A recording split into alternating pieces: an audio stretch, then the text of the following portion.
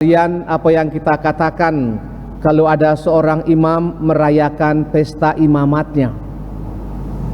Mungkin kalau dalam dunia pendidikan ada evaluasi, pertambahan umur apakah sebanding dengan kemampuan berpikir, kemudian kemampuan kerja, kemudian ada semacam formatnya begitu.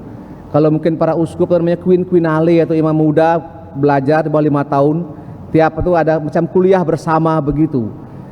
Dalam konteks ini tadi saya katakan Pak Yonce ini saya yang khotbah sedikit supaya kau senang sedikit bersama teman-teman yang bisa imamat ya. Mereka berempat ya, berempat semua.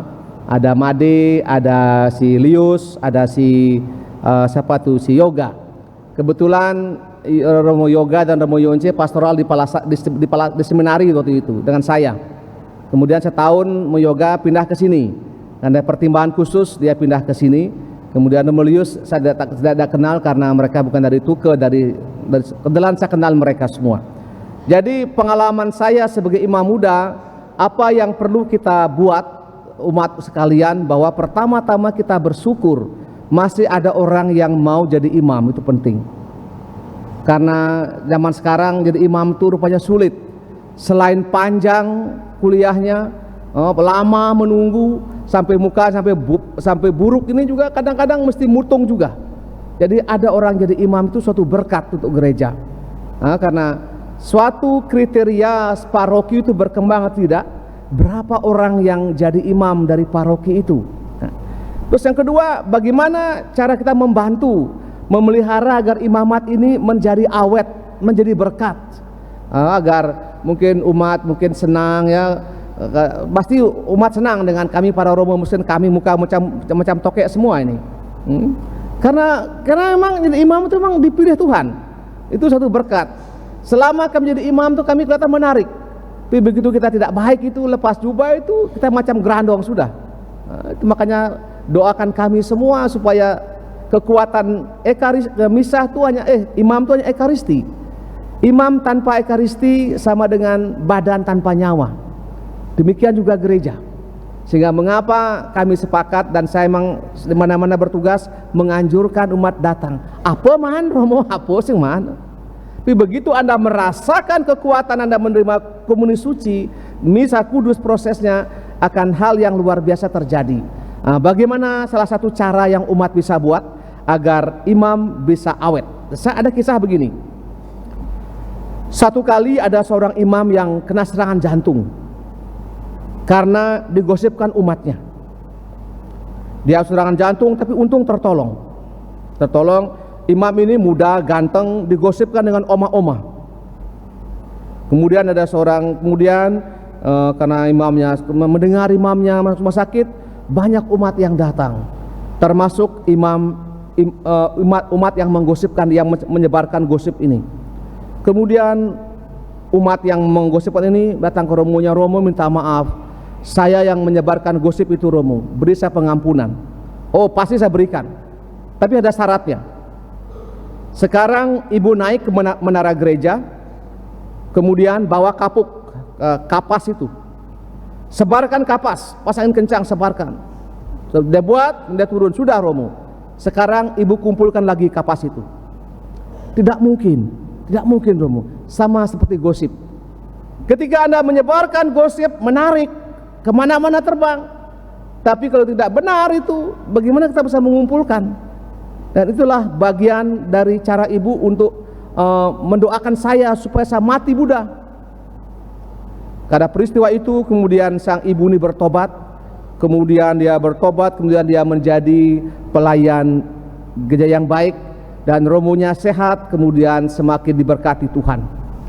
Mungkin Ibu sekalian, kita melihat bahwa lidah itu, ketika kita baca di Yakobus, lidah itu seperti api, kecil, tapi dia bisa membakar hutan yang sangat luas.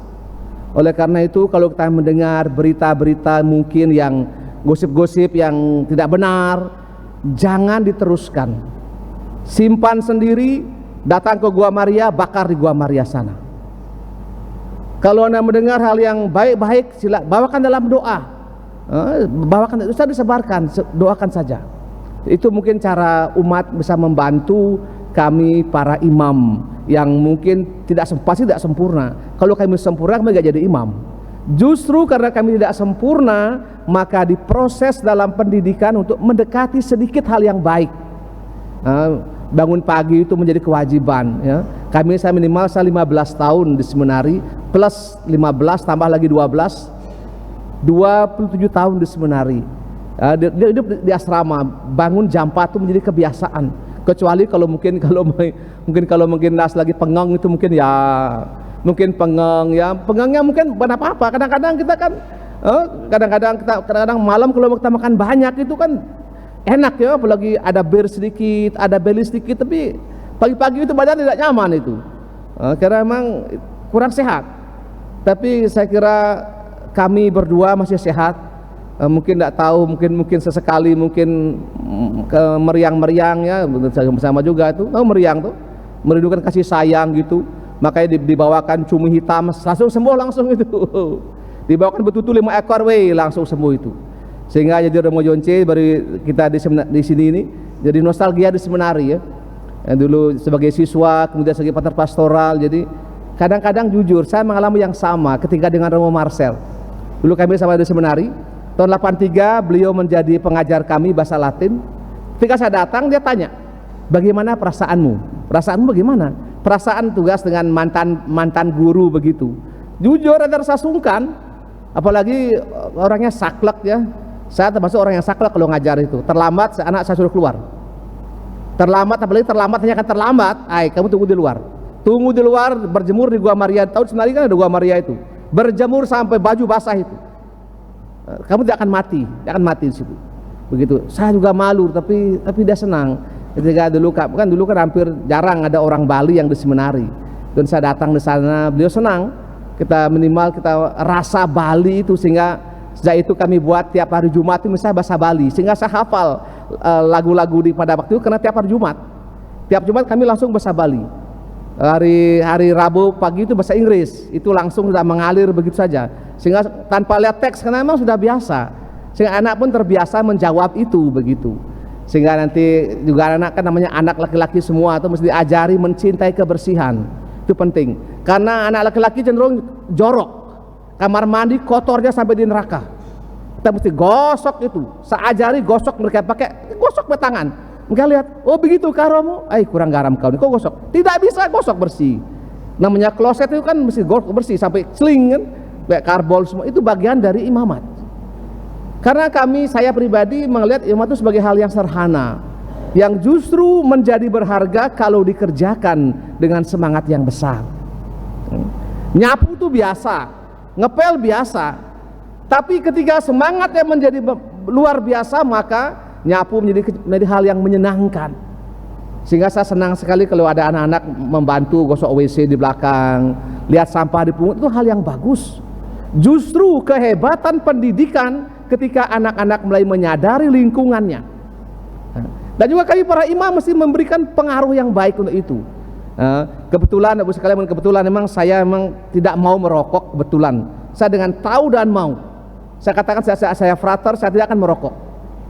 Pernah mencoba sekali waktu SMA, kami beramai-ramai mencoba, akhirnya saya minta maaf itu, mencoba saya pikir itu ditelan ke asapnya itu, telan langsung keluar semua sampai KO semua, dan saya katakan saya tidak sentuh barang itu. Sehingga mungkin kalau dicek, mungkin saya punya paru-paru mungkin masih bersih macam bayi ya, mudah-mudahan, sehingga usia bisa sampai 80 tahun atau 90 tahun melebihi mak tukang nanti. Apalagi Romo Yonce dengan ada basket nanti, mudah-mudahan nanti kita bisa beli badminton juga, badminton lagi pingpong gitu ya. Semoga nanti doakan kami para imam. Saya umur 3 tahun imamat, saya sudah pastor paroki. Saya hanya pastor rekan cuma setahun, 10 bulan di Sumbawa. Kemudian tahun yang kedua saya pastor paroki di Nusa Dua. Kemudian tahun kelima saya pastor paroki di Gumri. Sendiri terus. Jadinya memang terbiasa dengan itu semuanya, semua kerjakan sendiri. Tapi Romo Yonce masih untung ada masih rekan, masih bisa bertanya. Kalau bertanya kadang-kadang banyak hal yang tidak dapat kita di dalam kuliah itu, khusus dalam pengurusan perkawinan. Ada banyak hal yang perlu diketahui persis sebelum diumumkan perkawinannya dalam hukum gereja. Jadi semoga jadi doakan kami selalu ya. Saya pernah bilang sama tuh ibu, kalau hari raya kan dulu kan semua orang kasih makanan, kami kan cuma 2 orang saja, kebanyakan. Ya, oke lah, jangan semuanya, mungkin kalau mau, kalau fair gitu mungkin mungkin satu orang saja, jangan penuh semua. Meja kami lawar 2 keranjang, ini makan bagaimana? Nah, kan eman terbuang-buang gitu begitu.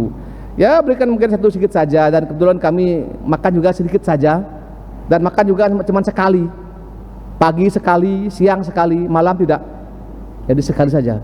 Terima kasih banyak.